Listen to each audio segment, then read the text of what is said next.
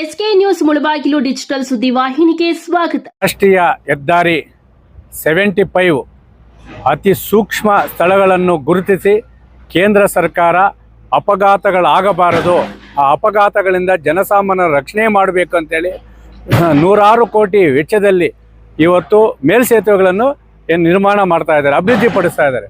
ಆದರೆ ಕೋಲಾರ ಜಿಲ್ಲೆಯ ಜನಪ್ರತಿನಿಧಿಗಳು, ಸಂಸದರು ಮತ್ತು NHAI ಅಧಿಕಾರಿಗಳು ಇದ್ದಾರೆ ಅಂತೇಳಿ ನಮಗೆ ಯಾಕೋ ಅನುಮಾನ ವ್ಯಕ್ತವಾಗ್ತಾ ಇದೆ. ಈ ಒಂದು ಅತಿ ಸೂಕ್ಷ್ಮ ಸ್ಥಳವಾದಂತಹ ನರಸಿಂಹ ತೀರ್ಥ, ಇದು ರಾಷ್ಟ್ರೀಯ ಹೆದ್ದಾರಿ. ಈ ಕಡೆ ಚೆನ್ನೈಗಿರ್ಬೋದು, ಆಂಧ್ರ ಆಗಿರ್ಬೋದು, ಇವತ್ತು ಸಾವಿರಾರು ವಾಹನಗಳು ಇವತ್ತು ಓಡಾಡ್ತವೆ.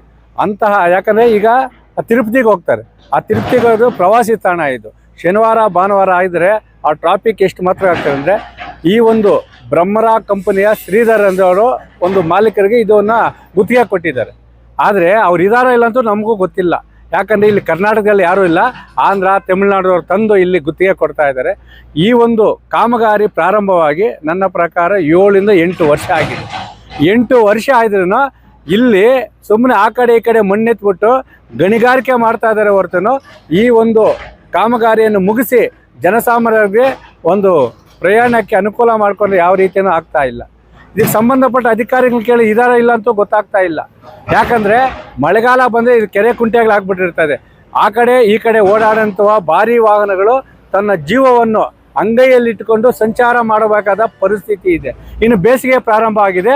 ಈಗ ಧೂಳು, ಆ ಧೂಳಿಂದ ಕಣ್ಣೇನಾರ ಸ್ವಲ್ಪ ಯಾಮಾರಿದಾನಂದರೆ ಅಲ್ಲಿಂದ ಬಂದು ಪಾತಾಳಕ್ಕೆ ಬಿದ್ದು ಪ್ರಾಣ ಕಳ್ಕೊತಾ ಇದ್ದಾನೆ.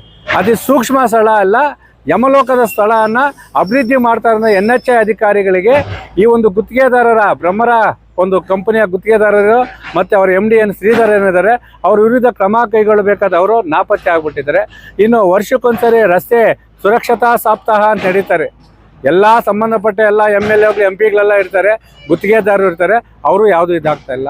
ನಾವು ಕೇಳ್ತಾ ಇರೋದೇನು ಗೊತ್ತಾ, ನಾವು ಟ್ಯಾಕ್ಸ್ ಕಟ್ಟಿದ ತಪ್ಪಿಗೆ ಒಂದೇ ಸರಿ ಟ್ಯಾಕ್ಸ್ ತೊಗೊಂಡ್ಬಿಡ್ತೀರಿ. ಟ್ಯಾಕ್ಸ್ ಕಟ್ಟಿದ ತಪ್ಪಿಗೆ ನಾವು ಈ ರೀತಿ ಆಮೆಗತಿಯಲ್ಲಿ ಕಳಪೆ ಕಾಮಗಾರಿ ಮಾಡಿ ಆ ಒಂದು ಸೇತುವೆಗಳಲ್ಲಿ ಬಿದ್ದು ಸಾಯ್ಬೇಕಾ?